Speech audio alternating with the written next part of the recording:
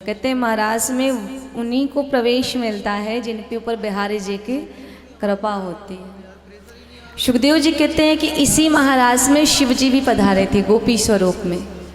भगवान शिव ने जब देखा कि मेरे नारायण तो इतनी दिव्य लीला कर रहे हैं, गोपियों के साथ महाराज कर रहे हैं, तो भगवान शिव पार्वती मैया से बोले, देखिए तो पार्वती मैया बड़ी बन ठन रही थी, आज रास में जाने की तैयारी में थी।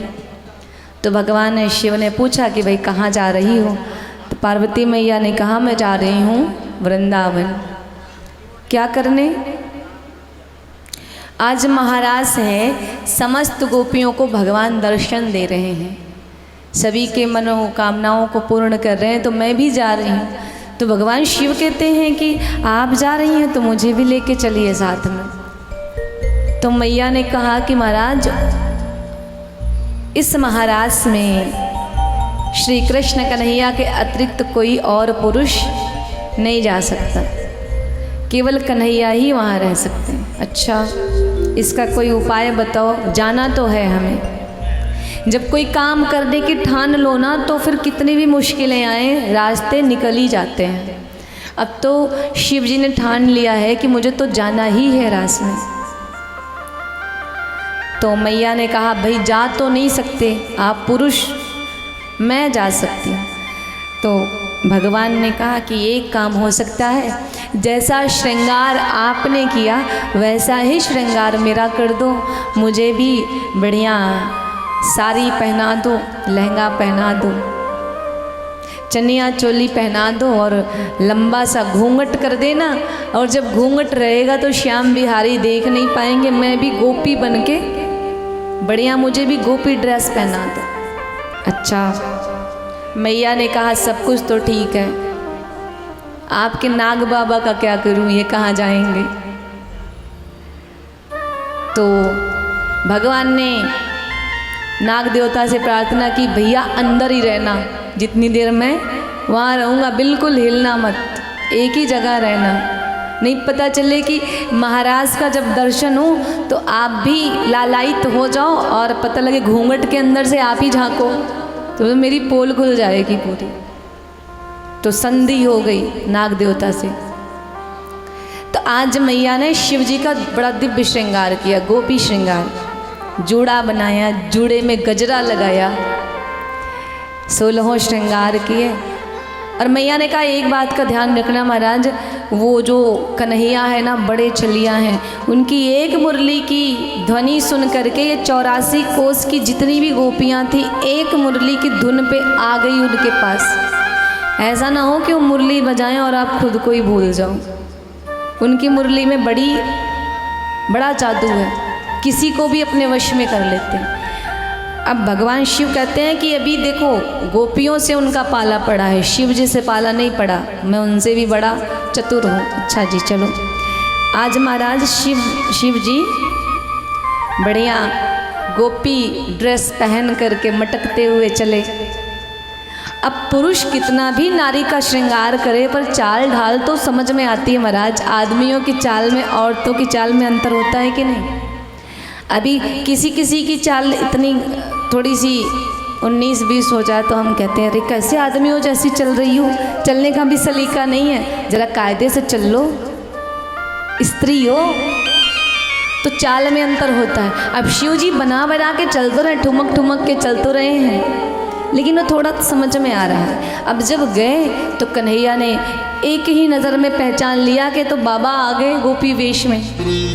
अब चोरी कर रहे, कन्हैया ने कहा अच्छा चोर के साथ चोरी?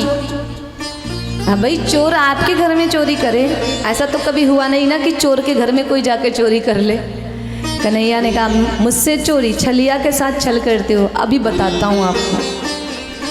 भगवान सुखदेव कहते हैं भगवान ने ऐसी मुरली बजाई कि भोले बाबा ऐसे मगन हुए कि जो नृत्य करना शुरू किए ना, भूल गए कि मैंने गोपी का श्रृंगार किया है। जो लहरा के नृत्य करना शुरू किए ना कि घूंघट अट गया महाराज, सांप देवता भी नाच रहे हैं, लहरा रहे हैं, बाबा भी लहरा रहे हैं, और पता चला जटाएं गंगा जी भी लहरा रही हैं, चंद्रमा भी लहरा रहा है और भगवान खूब आनंद ले रहे हैं। बाबा बड़ा सोच विचार के आए थे कि मैं आपको पहचान ही नहीं पाऊंगा। अब पार्वती मैया खड़ी एक किनारे कह रही है सब सत्यानाश कर दिया। अब जब घूंघट खुला तो बाबा की बड़ी बड़ी दाढ़ी मूछें। उसके बाद में कहते हैं कि शिव जी से बड़ा, शिव जी से अच्छा नृत्य कोई कर ही नहीं सकता। तो महाराज शिव जी ने बड़ा सुंदर नृत्य किया और यहीं पे शिव जी का नाम पड़ा गोपेश्वर। बोलिए गोपेश्वर भगवान की जय हो। आज भी जब वृंदावन जाएंगे ना तो शिव जी का एक मंदिर बना है गोपेश्वर महादेव, और वहाँ पे आज भी शिव जी का श्रृंगार गोपी जैसे ही होता है, गोपी श्रृंगार ही होता है। सारे गोपियों को भगवान ने महाराज का दर्शन कराया है। इसके बाद सारी गोपियाँ आई। परीक्षित कहते हैं सुखदेव जी से कि महाराज का फल क्या है। सुखदेव जी बताते हैं कि भगवान ने जो उन ब्रज वनिताओं के साथ जो ये लीला की ना, इस लीला का जो श्रद्धा भक्ति भाव से वर्णन सुनता है, कथा सुनता है, उसके हृदय के सारे रोग समाप्त हो जाते हैं। उसके जीवन में कभी कोई दुख नहीं आता, और दुख आता भी है तो उन दुखों से वो परेशान नहीं होता। कहते हैं मन की पीड़ा बड़ी खतरनाक होती है। एक बार आप शरीर की पीड़ा से ग्रसित हो ना तो आप स्वस्थ हो सकते हो, लेकिन जो व्यक्ति मन से पीड़ित है उसे कोई जल्दी से स्वस्थ नहीं कर सकता जब तक उसके मन का दुख ना दूर हो।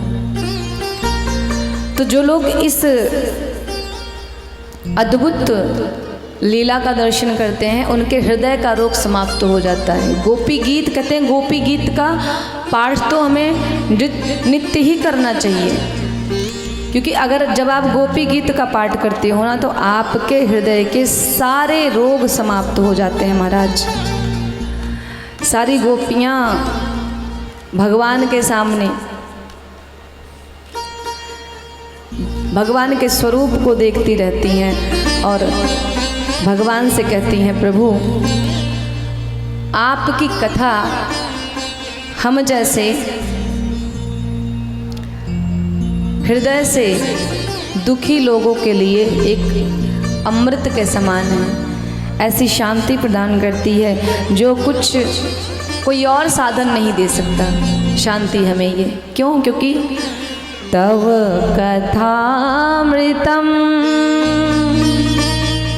ताप्त जीवनम कविभिरीडितम कल्मषापहम। तपे हुए प्राणियों को जीवन दान देती है आपकी यह श्रीमद् भागवत कथा। श्रवण मंगलम श्रीमदाततम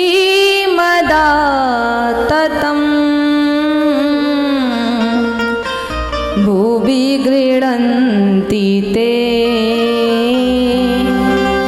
भूरिदा जनः। गोपियाँ कहती हैं आपकी कथा जितनी सुंदर है ना, जितनी दिव्य है, वैसे ही आपका स्वरूप भी दिव्य है। अधरम मधुरम मधुराधिपते रखिलम। आपका तो स्वरूप ही मधुर है। आप सर से लेकर के पांव तक मधुर हैं। यदि संसार में कुछ देखने योग्य है तो वो है भगवान का स्वरूप। संसार में कुछ चिंतन करने योग्य है तो वो है भगवान की कथाओं का चिंतन, भगवान की लीलाओं का चिंतन। संसार में यदि कुछ देखने योग्य है तो गोपियाँ कहती हैं कि हे प्रभु, वो आपके सुंदर छवि है जिसको देख करके हम जैसे तपे हुए प्राणियों को बड़ी शांति मिलती है। तव कथामृतम तप्त जीवनम। आजकल सबको कुछ ना कुछ टेंशन रहती है। तपे अर्थात चिंता, है कि नहीं? सबको कुछ ना कुछ चिंता हमेशा सताती रहती है। तो जो भगवान की ये कथा है ना, इन सारे चिंताओं से हमें मुक्त करती हैं।